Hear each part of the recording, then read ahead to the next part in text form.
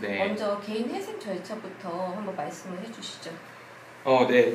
이 개인 회생하고 개인 파산은 절차가 좀 다른 부분이 많아요. 근데 이제 말씀해주신 개인 회생 절차부터 말씀드리면, 안녕하세요. 법무법인 파트원의 최용준 변호사입니다. 오늘도 이 개인회생 또는 개인회생 파산 절차에 대해 알아보는 시간을 갖도록 하겠습니다. 네, 변호사님, 그럼 지난 시간에 개인회생을 신청할 수 있는 자격에 대해서 다양한 직업도 가능하고 본인의 이제 일정한 소득을 증명할 수 있다면 개인회생 신청이 가능하다고 알려주셨는데, 네네네. 그럼 구체적으로 개인회생 또는 파산 신청 후 절차가 어떻게 이루어지는지 먼저 개인회생 절차부터 한번 말씀을 해주시죠. 네.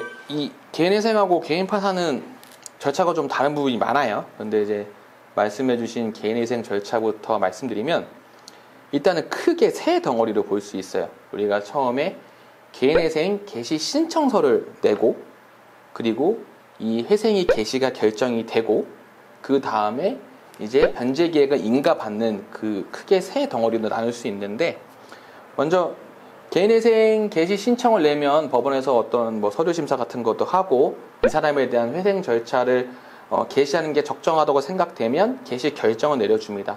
개시 결정을 내린 이후에는 이 채무자가 개시 신청을 할 때 채권 목록을 제출해요. 당연히 내겠죠. 뭐 어떤 채권자한테는 얼마의 채무가 있고 얼마의 채무가 있다 이런 걸 내는데, 그래서 이 개시 신청에 대한 관련된 사항을 채권자한테 송달을 하고 이 채권액이 맞는지에 대해서 확인할 수 있는 기회를 줘요. 그게 채권자 이의 절차고 또 나아가서는 채권자 집행 절차인데, 이 두 절차를 거쳐서 채권액도 확정이 되고, 그 이후에는 그렇다면 이제 이 확정된 채권액에서 채무자가 이제 수립한 변제 계획이 적정하다고 법원이 본다면 그때는 변제 계획 인가를 내려줍니다.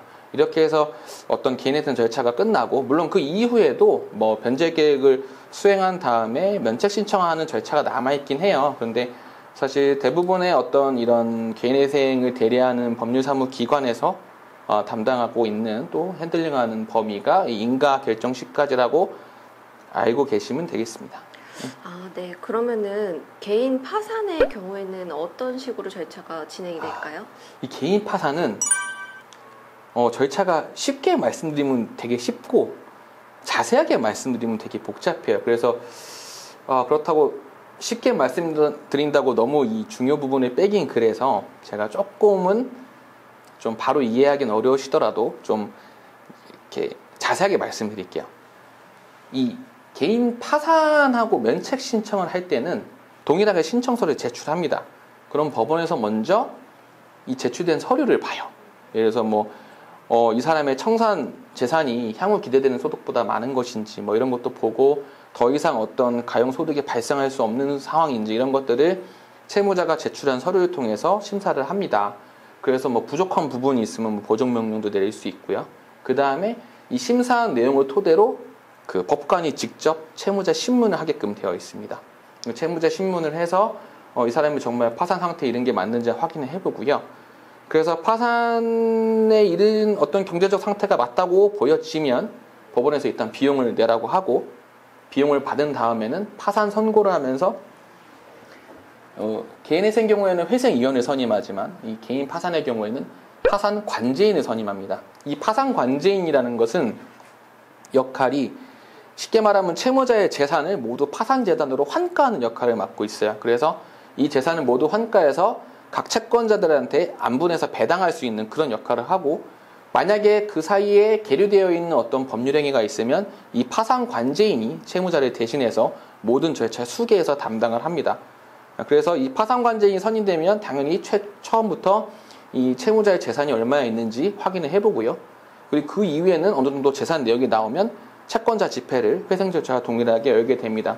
그래서 이제 파산 채권 조사 이런 게 마무리가 되면 그 재산을 모두 환가해서 배당을 하고, 그러면 파산 절차는 종결이 되죠. 근데 경우에 따라서는 방금 말씀드린 채무자에게 애초에 환가의 재산 자체가 없는 경우도 있어요.